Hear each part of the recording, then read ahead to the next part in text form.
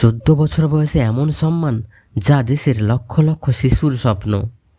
দিল্লিতে অনুষ্ঠিত এক বিশেষ অনুষ্ঠানে বৈভব সূর্যবংশী পেলেন প্রধানমন্ত্রী রাষ্ট্রীয় বাল পুরস্কার।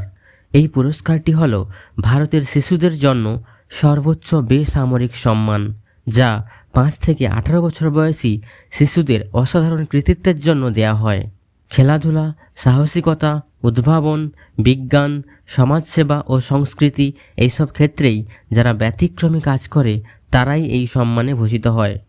অল্প বয়সেই বৈভব তার প্রতিভা, পরিশ্রম ও আত্মবিশ্বাস দিয়ে প্রমাণ করেছেন বয়স কখনোই সাফল্যের বাধা নয়।